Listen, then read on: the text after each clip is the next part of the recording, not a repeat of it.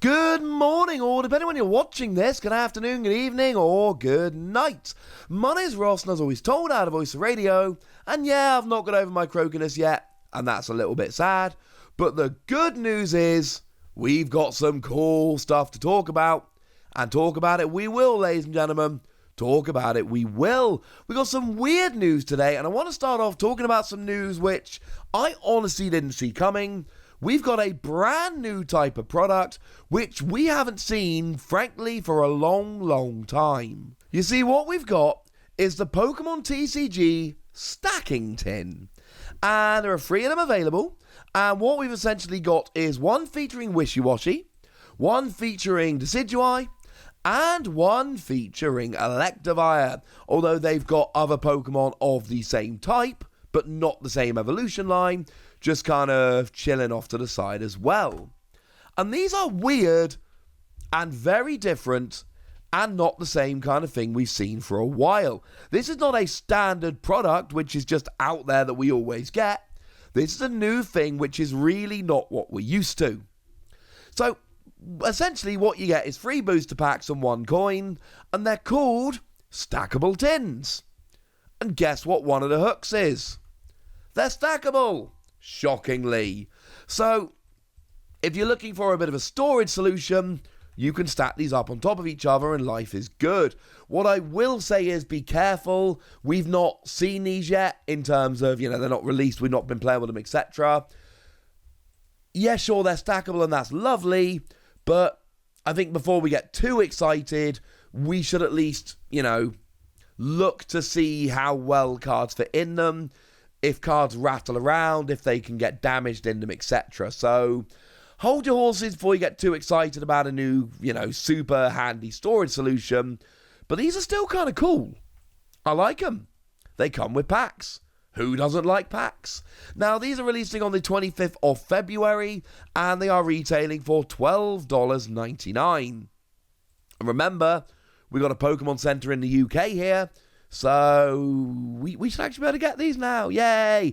For those of you in Europe, we can talk about that more another day. I still think it's going to come to Europe eventually, but that might be a question for another day. Do we need these products? No. And these are what kind of products that I really like. Because they're new, and they're cool, and they are, to put it bluntly, hilariously skippable. There is absolutely no reason whatsoever you need these. There's no exclusive promo cards. There's nothing except for the tin. So, if you want the tin, cool.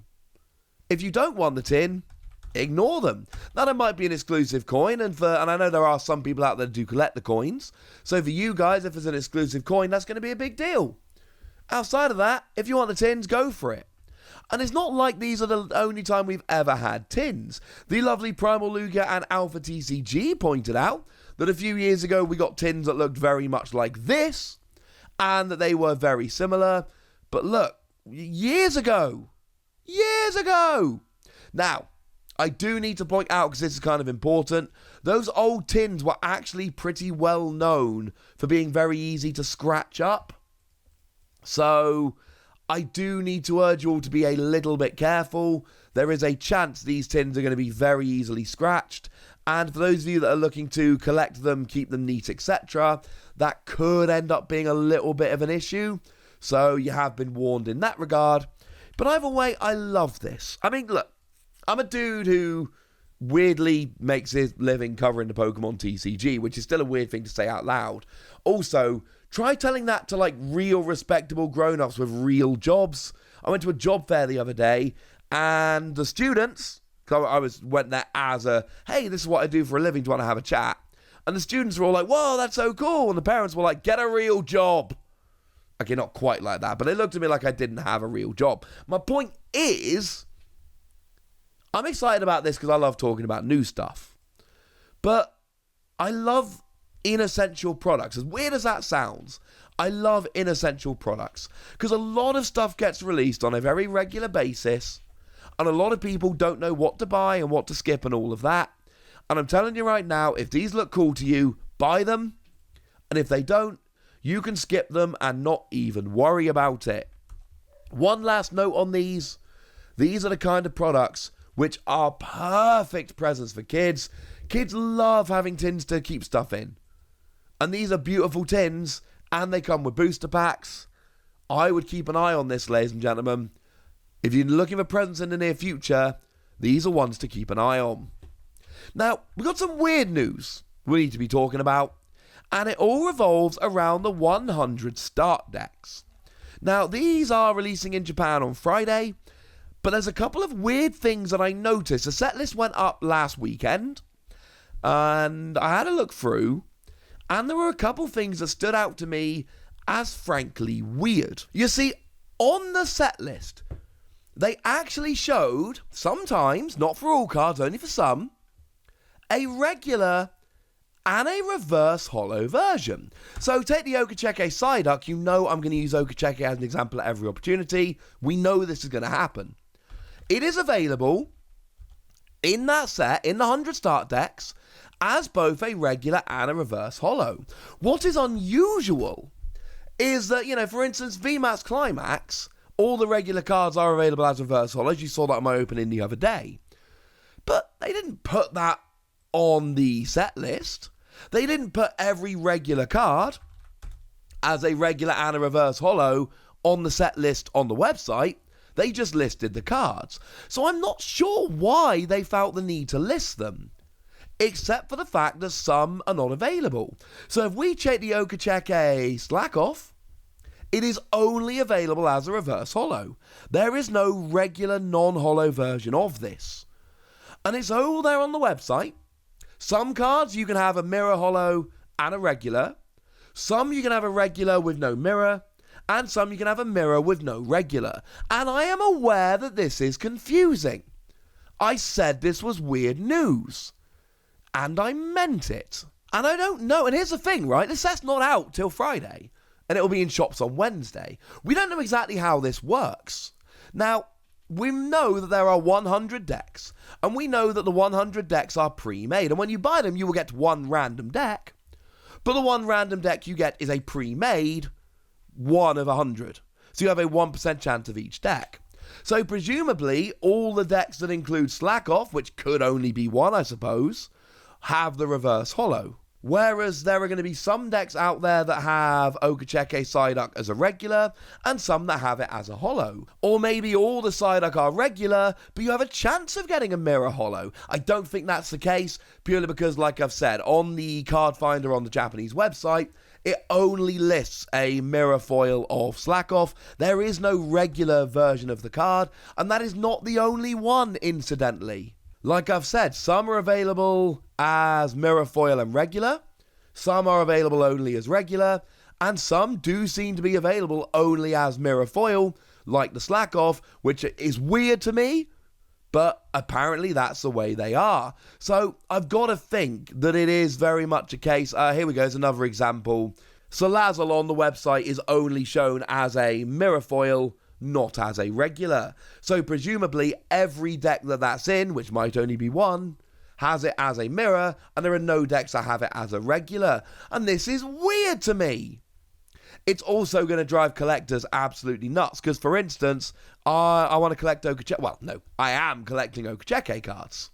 So I now need to find out how I can get the mirror foil of the Slack Off and Psyduck into my collection.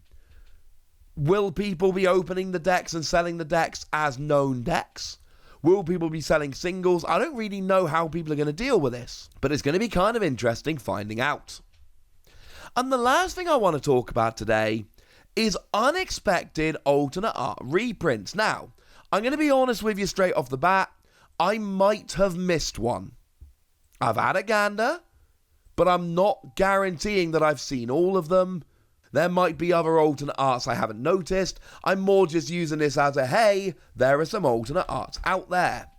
But there are some alternate arts of cards that, frankly, we haven't seen. Now, the most prominent of these is Greedent, because, oh my goodness, look at the Greedent. And this is a little bit weird to me, because when the 100 start decks were shown, one of the first cards they showed us was Greedent. And they showed us the regular artwork, which is now out and available in Fusion Arts, or Fusion Strike over here. There is an alternate artwork, and it was one of the first cards they showed off from the set. And yet they showed us the regular artwork, not the alternate. That's weird. It is also one of my favourite. This is probably my favourite artwork on any Pokemon V they've made so far, and I'm not exaggerating. But it keeps going. So there is a Snorlax, which has gone and got a reprint. It is just the Snorlax with heavy impact that came around again in Fusion Strike, free energy, 80 damage, but remade by being crocheted. Why? No idea. It is a vanilla card that nobody plays. It's not good. Why did they commission someone to crochet a version of this Snorlax? I don't know. I told you this was weird news. But I kind of love that they did. One that I noticed a bit later than the others, there is a really rather adorable Luxray. And again, what we're talking about here in terms of Luxray, it is the Rapid Strike Luxray. It is the one that came around in battle styles that does 200 damage if your opponent's active already has any damage counters on them. It's a cool card. And why? Why do we need an alternate art? Why do we need it so far after the original art? Nobody knows, ladies and gentlemen. Nobody has any idea whatsoever. And I'm kind of okay with this. I really am kind of okay with this. Now, the annoying thing is, as much as I've sat and looked, this is the kind of thing where there are a few different cards and there are a few alternate art and they're not signposted in any way. So I'm warning you now, if I have accidentally missed one of these, I apologise. That's not really the point, ladies and gentlemen. The point is, look how beautiful it is. Look how beautiful it is. Actually, while I'm here, there is an alternate art Zera Aura, which is actually a beautiful Zera Aura. It is a reprint of the one from Fusion Strike with different artwork. And if I might be so bold as to suggest, better artwork. And that is very much the same card. There might be a couple of others hidden away in there, but the fact that they've just randomly popped in a few alternate art, but not many, just a couple here and there to keep us on our toes, is kind of weird, and I kind of like it. So there we go, ladies and gentlemen, a brand new product and some really weird stuff coming out of the 100 start decks. We will have to see what this turns into in the future. For now, I want to know your thoughts about all of this. I want to know what you think about all of these things, and I want to know if you're going to be picking up those stacking tins. So let me know in the comment section, would you? Get us? Be nice. And then make sure you like this video, subscribe to this channel, follow me on Twitter at TheWasi, and Twitch for some live action at twitch.tv/PTCG Radio. If you want to support the channel, get some bonus podcasts and all that good stuff, head on over to patreon.com/PTCG Radio, where you can do exactly that. But by far the most important thing as always, look after yourselves till next time, would ya? Thank you very much for watching. My name's Ross, and you've been watching PTCG Radio.